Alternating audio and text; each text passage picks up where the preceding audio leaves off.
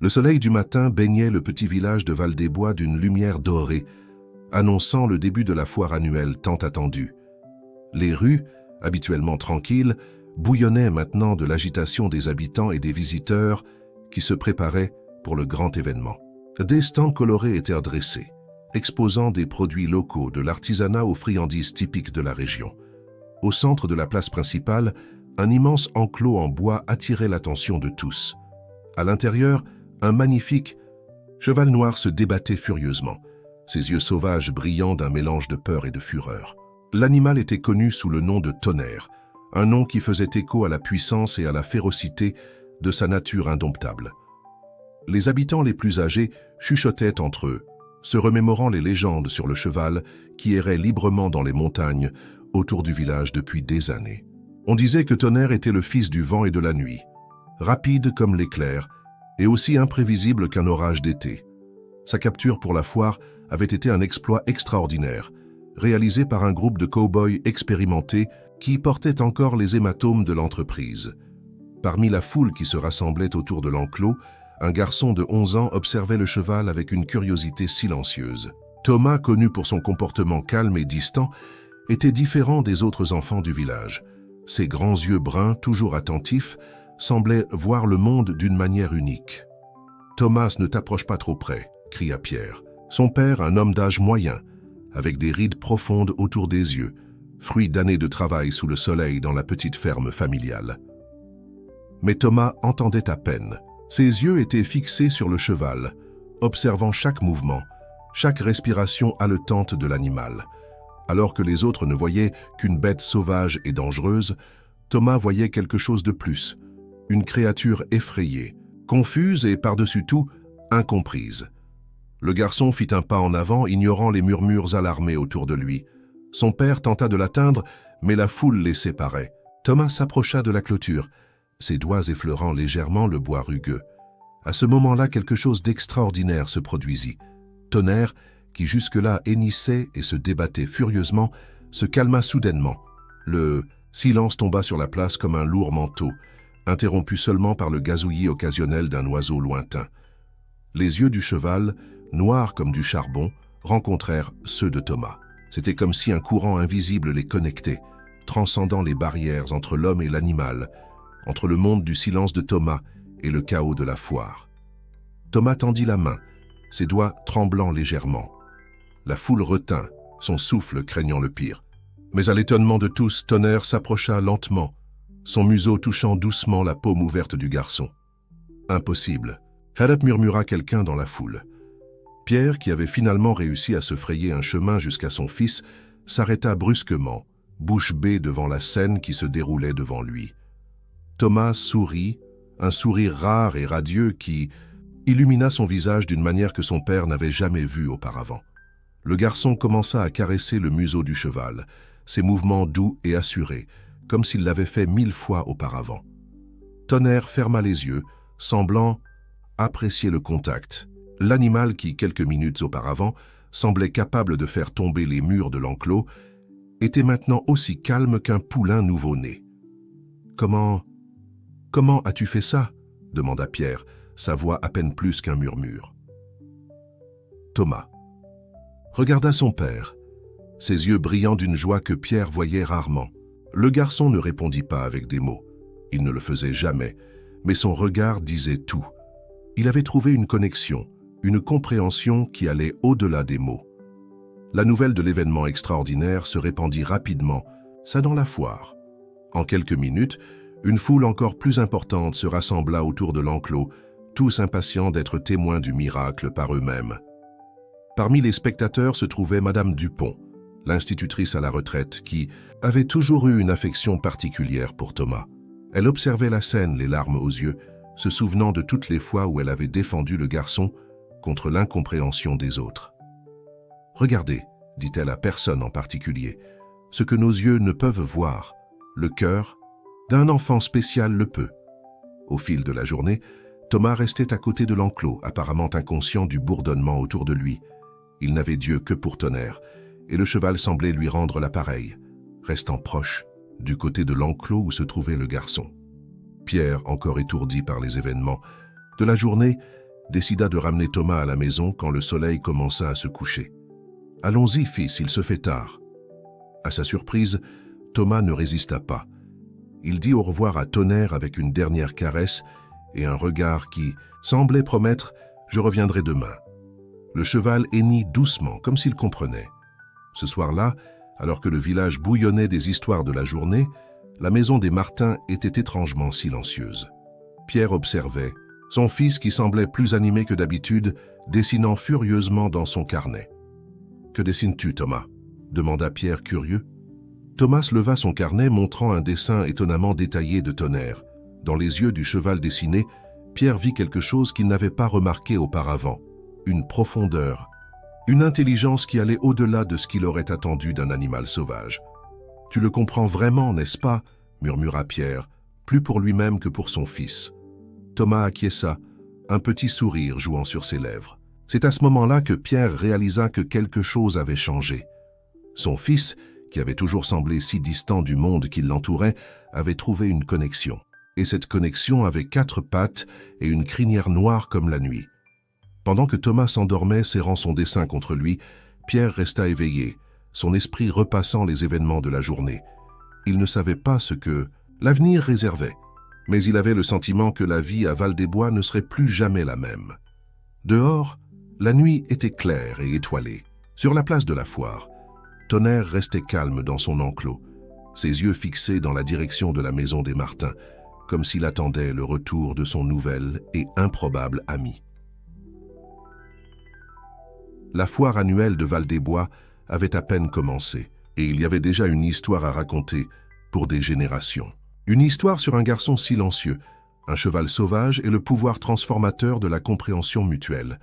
L'aube à Val-des-Bois apporta avec elle une agitation inhabituelle. La nouvelle de la rencontre entre Thomas et Tonnerre s'était répandue comme une traînée de poudre, attirant encore plus de visiteurs à la foire annuelle. Les rues étaient remplies de curieux, tous impatients d'être témoins de ce que beaucoup appelèrent déjà le miracle du garçon et du cheval. Dans la maison des Martin, Thomas se réveilla plus tôt que d'habitude. Ses yeux brillaient d'une détermination que Pierre voyait rarement chez son fils. Le garçon pointa avec insistance vers la fenêtre, en direction de la place où se tenait la foire.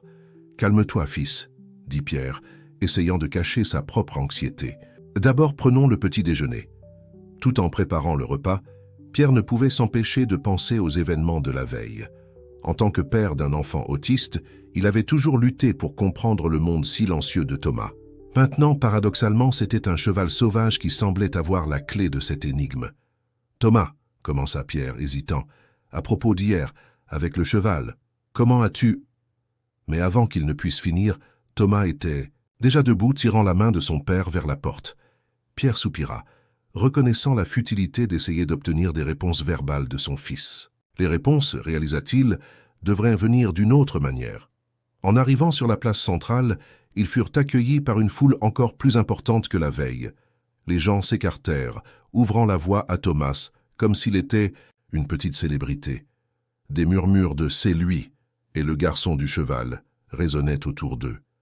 Tonnerre, qui jusque-là semblait agité dans son enclos, se calma immédiatement en voyant Thomas s'approcher. Le cheval hennit doucement, un son presque de bienvenue qui fit serrer le cœur de Pierre d'une émotion qu'il ne pouvait nommer. Thomas s'approcha de l'enclos sans hésitation, tendant la main pour toucher le museau de Tonnerre. Le cheval baissa, sur la tête, permettant le contact avec une docilité qui contrastait fortement avec sa réputation féroce. « Incroyable !» murmura Madame Dupont, qui observait la scène de près. « C'est comme s'ils se connaissaient depuis des années. » Pierre acquiesça, silencieusement, incapable de détourner les yeux de l'interaction entre son fils et l'animal. Il y avait quelque chose de presque magique dans la façon dont il communiquait sans mots, à travers des touches douces et des regards prolongés. Alors que la matinée avançait, la nouvelle du dompteur miraculeux se répandit encore plus. Des journalistes des villes voisines commencèrent à arriver, caméra à la main, impatients de capturer l'histoire extraordinaire. Thomas, inconscient de l'agitation autour de lui, restait concentré sur Tonnerre. Avec des gestes doux, il commença à peigner la crinière emmêlée du cheval, ses doigts habiles défaisant les nœuds avec une patience infinie. C'est alors que quelque chose d'encore plus surprenant se produisit. Tonnerre, le cheval que personne n'osait monter, s'abaissa lentement, comme s'il invitait Thomas à monter sur son dos. La foule retint son souffle. Pierre fit un pas en avant, partagé entre la peur et la fascination. « Thomas, non !» commença-t-il, mais les mots moururent dans sa gorge. Avec une grâce que personne n'attendait d'un garçon généralement maladroit, Thomas monta sur le dos de Tonnerre. Le cheval se redressa doucement, comme s'il était conscient de sa précieuse charge. Pendant un moment, le temps sembla se figer. Thomas, assis droit sur l'immense cheval noir, ressemblait à une figure sortie d'un conte de fées. Ses yeux, généralement distants, brillaient maintenant d'une joie pure et contagieuse. « Mon Dieu !» murmura Pierre, les larmes aux yeux. Pour la première fois, il voyait son fils vraiment heureux, vraiment connecté avec le monde qui l'entourait. Tonnerre commença à marcher lentement dans l'enclos, ses mouvements doux et contrôlés. Thomas bougeait en parfaite synchronisation avec l'animal, comme si les deux ne faisaient qu'un. La foule explosa en applaudissements et en exclamations d'admiration. Des flashs d'appareils photo crépitèrent de tous côtés, capturant le moment pour la postérité. « C'est un miracle !» cria quelqu'un dans la foule.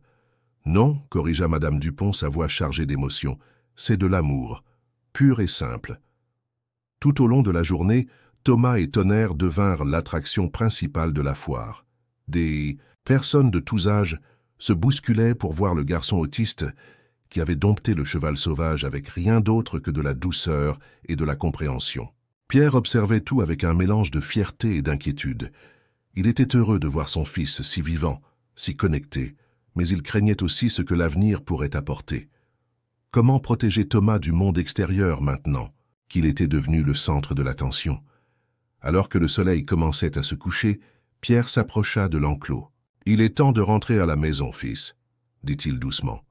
À sa surprise, Thomas ne protesta pas. Il descendit de Tonnerre avec précaution, donnant un dernier câlin au cou du cheval avant de rejoindre son père. Alors qu'il marchait vers la maison, Pierre remarqua quelque chose de différent chez Thomas. Le garçon marchait avec plus de confiance, ses yeux plus attentifs au monde qui l'entourait. C'était comme si sa connexion avec Tonnerre avait ouvert une porte vers un nouveau niveau de conscience. À la maison, Thomas courut vers son carnet de croquis. Avec des traits rapides et sûrs, il commença à dessiner non seulement Tonnerre, mais toute la scène de la foire, les stands, les gens, l'enclos. Pierre observait, émerveillé par le niveau de détail que son fils parvenait à capturer. « Thomas, » commença Pierre, s'asseyant à côté de son fils. « Ce qui s'est passé aujourd'hui, c'était très spécial. Tu comprends ça ?» Thomas s'arrêta de dessiner un moment, regardant son père dans les yeux. Puis, à la grande surprise de Pierre, il parla. Un seul mot, mais qui portait le poids de 1000 conversations. « Ami !» Pierre sentit les larmes couler sur son visage. Il attira Thomas dans une étreinte serrée, sentant qu'un miracle venait de se produire là, dans leur salon. Cette nuit-là, tandis que Thomas dormait avec un sourire sur le visage, Pierre resta éveillé, l'esprit rempli de pensées sur l'avenir. Il savait que les jours à venir apporteraient des défis, l'attention des médias, les attentes des gens, le départ éventuel de Tonnerre à la fin de la foire. Mais pour l'instant, il se permit d'espérer. L'espoir que cette connexion spéciale entre Thomas et Tonnerre pourrait être le début de quelque chose de merveilleux. L'espoir que son fils, qui avait toujours semblé si distant du monde, puisse enfin y trouver sa place. Dehors, la nuit était claire et étoilée. Sur la place de la foire, Tonnerre restait calme dans son enclos, comme s'il rêvait lui aussi de la journée extraordinaire qu'il avait vécue. La foire annuelle de Saint-Martin-sur-Loire avait encore de nombreux jours devant elle, et avec elle la promesse de plus de moments magiques entre un garçon silencieux et un cheval sauvage. Une histoire d'amitié improbable qui ne faisait que commencer à s'écrire. L'hiver arriva à Saint-Martin-sur-Loire, apportant avec lui non seulement le froid, mais aussi une vague de changements que personne n'aurait pu prévoir quelques mois auparavant. Le petit village, autrefois connu uniquement pour sa tranquillité et sa beauté naturelle, était maintenant mentionné dans les journaux et les revues scientifiques de tout le pays. Le centre d'études, initialement un projet modeste, s'était considérablement étendu. De nouvelles installations avaient été construites pour accueillir l'équipe croissante de chercheurs ailés. Familles qui arrivèrent de différentes parties de la France, toutes à la recherche d'espoir et de nouvelles possibilités pour leurs enfants autistes. Thomas, maintenant âgé de presque 13 ans, était au cœur de toute cette transformation. Son voyage d'un garçon presque non-verbal à un communicateur éloquent et un enseignant né avait inspiré beaucoup de gens.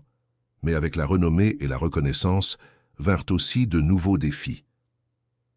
Un matin froid de janvier, Pierre trouva Thomas assis sur la véranda de la maison, enroulé dans une couverture chaude, son regard perdu à l'horizon. « Tout va bien, fiston ?» demanda Pierre, s'asseyant à côté de lui. Thomas mit un moment à répondre, ce qui était inhabituel pour lui ces derniers temps. « Papa » commença-t-il, sa voix basse, « parfois, le manque de comment les choses étaient avant me manque. » Quand? C'était juste moi et Tonnerre. Pierre sentit son cœur se serrer. Il avait remarqué que Thomas semblait plus fatigué dernièrement, l'éclat dans ses yeux un peu moins intense. « Tu te sens débordé par tout ça ?» Thomas hocha lentement la tête. « Je veux aider, vraiment, mais parfois c'est trop. Tant de gens, tant d'attentes. » Pierre passa son bras autour des épaules de son fils, le rapprochant de lui. « Thomas, tu as déjà fait plus que quiconque aurait pu espérer. C'est normal de vouloir du temps pour toi. » À ce moment-là, un hennissement familier résonna dans l'air. Tonnerre, qui avait maintenant une écurie confortable derrière la maison des Dupont, semblait appeler Thomas. Un petit sourire apparut sur le visage du garçon. « Je pense que Tonnerre est d'accord avec toi, papa. » Pierre rit doucement. Il a toujours été sage. Que dirais-tu d'une promenade, juste nous trois, comme au bon vieux temps? Les yeux de Thomas s'illuminèrent à cette idée. En quelques minutes, ils étaient montés sur Tonnerre, chevauchant à travers les champs, qui entouraient Saint-Martin-sur-Loire. Le vent froid fouettait leurs visages, mais apportait avec lui une sensation de liberté qu'ils n'avaient pas ressentie depuis longtemps. Pendant qu'ils chevauchaient, Pierre réfléchissait aux derniers mois.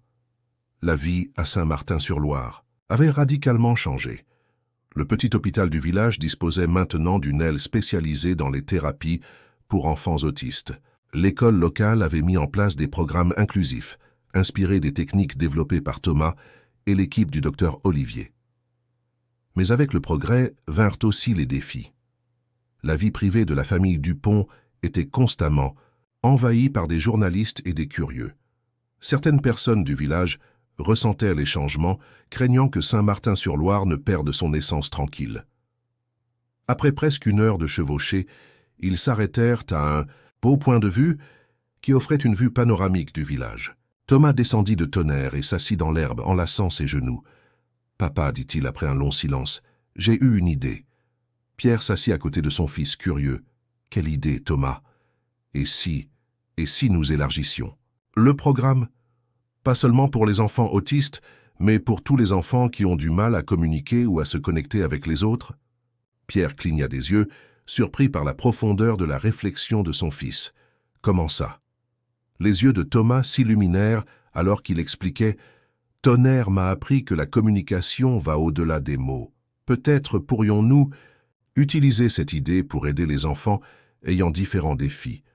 Les enfants sourds, aveugles, ou même ceux qui ont simplement du mal à exprimer leurs sentiments. » Pierre ressentit une vague de fierté et d'admiration pour son fils. « Thomas, c'est brillant.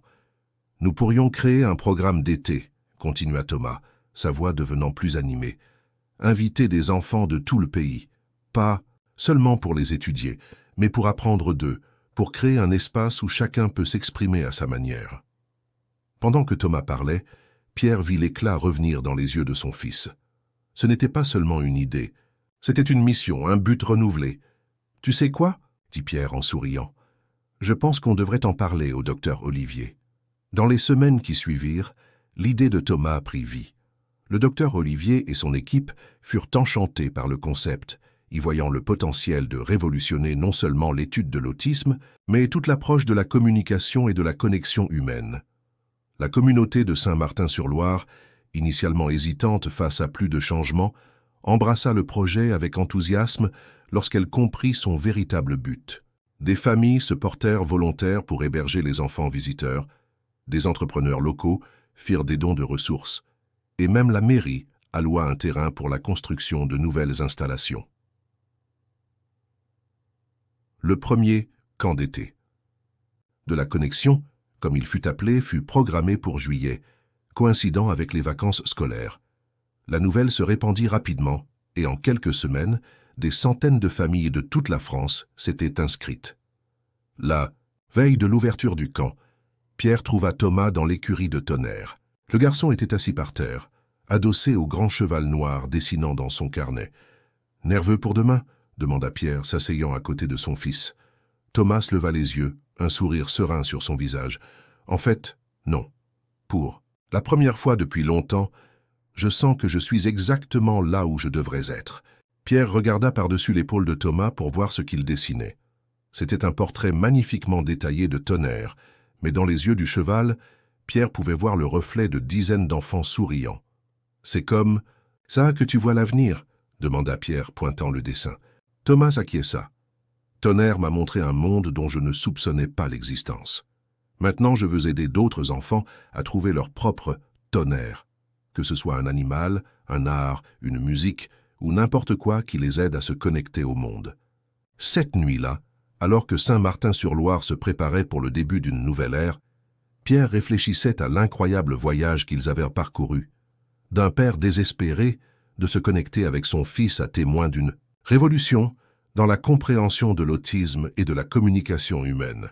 Alors que les étoiles brillaient au-dessus du petit village, désormais pas si petit dans son impact sur le monde, Pierre ressentit une profonde gratitude pour Thomas, pour Tonnerre et pour le pouvoir transformateur de l'amour et de la compréhension. Le lendemain apporterait de nouveaux défis, de nouvelles histoires à raconter. Mais une chose était certaine, la flamme allumée par une rencontre improbable entre un garçon et un cheval se répandait maintenant, illuminant des chemins d'espoir pour beaucoup. Le soleil de juillet brillait intensément sur Saint-Martin-sur-Loire, apportant avec lui non seulement la chaleur de l'été, mais aussi une vague d'enthousiasme et d'attente. Le premier jour du camp d'été de la Connexion était arrivé, et le petit village était méconnaissable. Des tentes colorées parsemaient le grand champ à côté du centre d'études, des banderoles dansaient au vent entre les arbres, et l'air vibrait d'un mélange de rires d'enfants et de conversations animées en plusieurs langues. Des familles, de toute la France et même de quelques pays voisins, étaient arrivés pour participer à cet événement unique. Thomas, maintenant âgé de 13 ans révolu, était au centre de toute l'activité. Portant un t-shirt avec le logo du camp, un dessin stylisé d'un enfant et d'un cheval, il se déplaçait entre les groupes, accueillant les familles avec une assurance qui surprenait encore Pierre. « Bienvenue à Saint-Martin-sur-Loire », annonça Thomas, sa voix claire et forte devant la foule rassemblée pour la cérémonie d'ouverture. Ce camp est né d'un rêve, un rêve de créer un endroit où toutes les formes de communication sont célébrées et où chacun d'entre nous peut trouver sa propre voix. À côté de Thomas, Tonnerre se tenait majestueux et calme, sa présence imposante attirant les regards admiratifs des enfants et des adultes. Le docteur Olivier et son équipe étaient proches, prêts à commencer les activités prévues. Les premières semaines du camp furent une explosion de créativité et de découverte.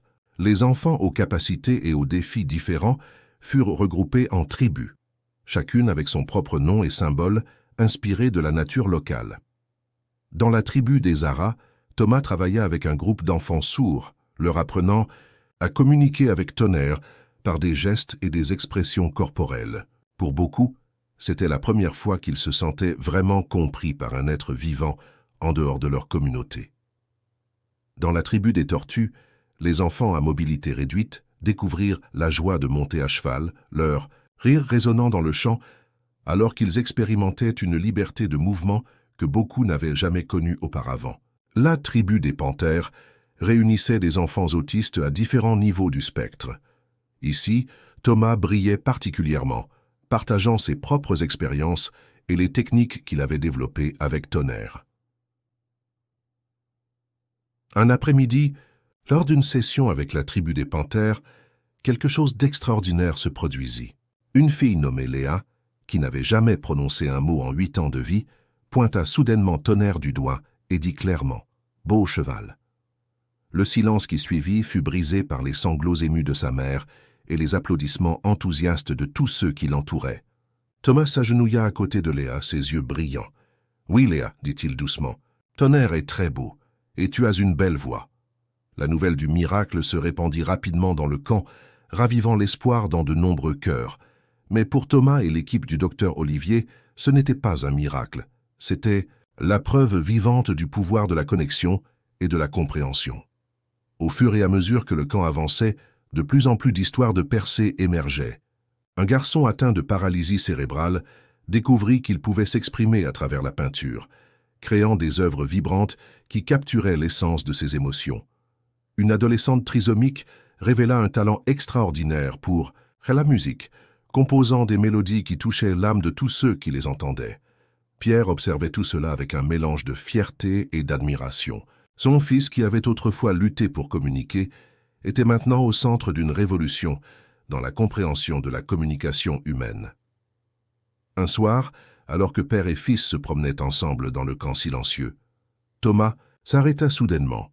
« Papa, dit-il, sa voix pensive, tu te souviens de cette première fois à la foire quand j'ai touché Tonnerre ?»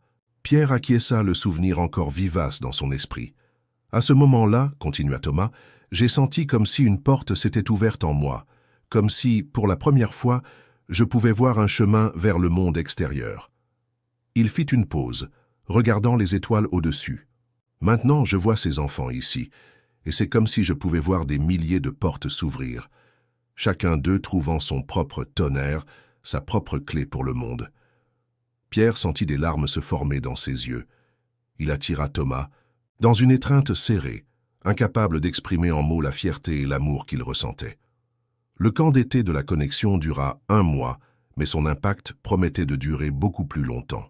Quand vint le moment de la cérémonie de clôture, le champ était rempli non seulement des participants, mais aussi de journalistes, de chercheurs et même de représentants du gouvernement. Thomas monta sur la scène improvisée, Tonnerre, fidèlement à ses côtés. En regardant la foule, il vit des visages brillants d'espoir et de détermination. « Quand j'ai commencé ce voyage, dit-il, sa voix résonnant dans le champ, j'étais un garçon qui ne pouvait pas trouver sa voie. Aujourd'hui, je me tiens devant vous non seulement en parlant, mais en portant les voix de tous ceux qui luttent encore pour être entendus. » Il fit une pause, caressant le cou de Tonnerre. « Ce camp n'est pas la fin de quelque chose, c'est juste le début. Chacun d'entre vous emporte d'ici non seulement des souvenirs, mais des outils, de l'espoir, et par-dessus tout, la certitude que vous n'êtes pas seul. » Pendant que Thomas parlait, Pierre remarqua quelque chose d'extraordinaire qui se passait. Dans le public, des enfants qui auparavant osaient à peine un contact visuel étaient maintenant debout, applaudissant. Des parents qui étaient arrivés avec des regards de désespoir avaient maintenant des sourires radieux. « Ce que nous avons créé ici, continua Thomas, c'est plus qu'un camp. C'est une communauté qui ne se termine pas quand vous rentrez chez vous. Emportez l'esprit de Saint-Vert avec vous. Partagez ce que vous avez appris. Et rappelez-vous, chacun de nous a une voix unique et précieuse. » Les paroles de Thomas furent accueillies par une ovation retentissante. Les parents embrassaient leurs enfants. Les enfants échangeaient des promesses de rester en contact, et dans l'air flottait une sensation palpable de transformation. Lorsque la cérémonie se termina et que les familles commencèrent à se disperser, Pierre trouva Thomas assis tranquillement avec Tonnerre, loin de la foule. « Tu vas bien, fils ?» demanda Pierre, remarquant l'expression contemplative de Thomas. Thomas regarda son père, un sourire serein sur son visage. « Je vais bien, papa. Je pensais juste, c'est seulement le début, n'est-ce pas ? Il y a tellement plus à faire. » Pierre hocha la tête, s'asseyant à côté de son fils. « Oui, il y a beaucoup plus. Mais regarde tout ce qui a déjà été accompli. Tu as donné de l'espoir à tant de familles, Thomas. »« Nous avons donné de l'espoir, papa, » corrigea Thomas. « Moi, toi, Tonnerre, le docteur Dubois, tout le village. Nous l'avons fait ensemble. » Alors que le soleil se couchait sur Saint-Vert, peignant, le ciel de teintes roses et orangées, Pierre réfléchit à l'incroyable voyage qu'ils avaient parcouru. D'un père désespéré de se connecter avec son fils à témoin d'une révolution dans la compréhension de la communication humaine. Le camp d'été de la connexion était terminé, mais son impact ne faisait que commencer. Les graines plantées, là, promettaient de fleurir dans des communautés à travers tout le pays, portant avec elles le message que chaque voix, peu importe à quel point elle est différente, mérite d'être entendue et célébrée. 5 ans se sont écoulés depuis le premier camp d'été de la connexion à Saint-Vert. Ce qui avait commencé comme une expérience audacieuse s'est transformé en un mouvement mondial, inspirant des programmes similaires dans des dizaines de pays autour du monde. Saint-Vert, autrefois un petit village oublié dans la campagne française, était maintenant connu internationalement comme le berceau de la communication inclusive. Le centre d'études s'était étendu pour devenir une institution de renommée mondiale, attirant des chercheurs, des thérapeutes et des familles de tous les continents. Thomas, maintenant âgé de 18 ans, était sur le point d'obtenir son baccalauréat. Son visage, autrefois marqué par l'introversion, affichait maintenant la confiance sereine d'un jeune homme qui a trouvé son but dans la vie. Par un matin ensoleillé de printemps, Thomas et Pierre marchaient ensemble à travers les champs, verdoyants qui entouraient le village. Tonnerre, maintenant un cheval mûr mais toujours majestueux, les suivait fidèlement. « Papa, » dit Thomas, brisant un silence confortable, « tu te souviens de la première fois que je suis venu ici avec Tonnerre ?» Pierre sourit. Les souvenirs, inondant son esprit. Comment pourrais-je oublier? C'était le jour où j'ai réalisé qu'il y avait beaucoup plus en toi que je ne l'avais jamais imaginé. Thomas s'arrêta, regardant l'horizon. Tu sais, parfois je me demande ce qui se serait passé si nous n'étions pas allés à cette foire, si je n'avais jamais rencontré Tonnerre. Pierre posa sa main sur l'épaule de son fils. La vie est pleine de ces moments décisifs, n'est-ce pas? De petits choix qui changent tout. Oui, acquiesça Thomas, et maintenant je suis face à un autre choix. Pierre regarda son fils, curieux. Quel choix? Thomas prit une profonde inspiration. J'ai reçu une offre de l'université de la Sorbonne. Ils veulent que je dirige un programme de recherche sur la communication non verbale et la thérapie assistée par les animaux. Pierre ressentit un mélange de fierté et d'appréhension. Thomas, c'est incroyable, mais je sens qu'il y a un « mais » qui arrive. Thomas sourit. Tu me connais bien, papa. Oui, il y a un « mais ». J'ai aussi reçu une invitation de l'ONU pour aider à mettre en place des programmes basés sur le modèle de Saint-Vert dans des pays en développement. Pierre hocha la tête, comprenant le dilemme de son fils. Deux opportunités incroyables. Que te dit ton cœur? Thomas se tourna vers Tonnerre, caressant le museau du cheval. Tonnerre m'a appris que parfois les connexions les plus profondes sont silencieuses, qu'il y a du pouvoir à simplement être présent, à écouter non seulement avec les oreilles, mais avec tout le corps et l'âme. Il fit une pause, ses yeux brillants de détermination. Je pense que je peux faire plus de bien en voyageant, en partageant ce message avec ceux qui ont le plus besoin de l'entendre. Pierre ressentit une vague de fierté si intense qu'elle faillit le renverser. Thomas, tu as grandi pour devenir un homme incroyable. Quelle que soit ta décision, sache que je suis à tes côtés. Thomas serra son père dans ses bras, des larmes dans les yeux des deux. Merci, papa, pour tout. Dans les semaines qui suivirent, la nouvelle de la décision de Thomas se répandit dans Saint-Vert. La communauté, qu'il avait vu grandir d'un garçon silencieux à un leader inspirant, organisa une grande célébration en son honneur. La veille de son départ, un grand feu de camp fut allumé sur la place centrale. Des familles de toute la France qui avaient été touchées par le travail de Thomas vinrent lui rendre hommage. Madame Durand, maintenant une dame aux cheveux blancs mais aux yeux toujours brillants de sagesse, s'approcha de Thomas. « Mon cher, » dit-elle, sa voix étranglée par l'émotion. « Quand tu étais petit, je savais qu'il y avait quelque chose de spécial en toi, mais je n'aurais jamais pu imaginer l'impact que tu aurais sur le monde. » Thomas l'embrassa affectueusement. « Madame Durand, c'est vous qui avez cru en moi en premier. Je ne l'oublierai jamais. » Le docteur Dubois, maintenant directeur de l'Institut de communication inclusive de Saint-Vert, leva un toast. « À Thomas », proclama-t-il, qui nous a appris que chaque voix, peu importe à quel point elle est différente, mérite d'être entendue, qu'à Tonnerre, qui nous a rappelé que parfois les professeurs les plus sages ne prononcent pas un seul mot. La foule applaudit, leur voix se mêlant en une cacophonie de gratitude et d'espoir. Quand vint le tour de Thomas de parler, un silence respectueux tomba sur la place. « Ami, » commença-t-il, sa voix claire et confiante, « quand j'étais enfant, je vivais dans un monde silencieux, isolé par des murs que je ne pouvais pas abattre. Tonnerre a été le premier à m'ouvrir une porte, me montrant qu'il y avait tout un monde là-dehors, attendant de se connecter. » Fit une pause, regardant les visages autour du feu de camp. « Mais c'est vous, vous tous, qui m'avez donné le courage de franchir cette porte. Chaque enfant qui a trouvé sa voie ici, chaque famille qui a redécouvert l'espoir, chaque chercheur qui a élargi notre compréhension, vous faites tous partie de ce voyage. » Thomas se tourna vers Tonnerre, qui était patiemment à ses côtés, comme toujours.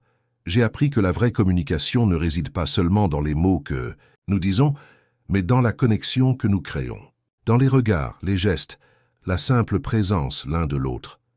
Il sourit, des larmes brillant dans ses yeux. J'emporte Saint-Vert avec moi, non seulement dans mes souvenirs, mais dans mon cœur, et je promets de continuer ce travail, en portant le message de connexion et de compréhension aux quatre coins du monde.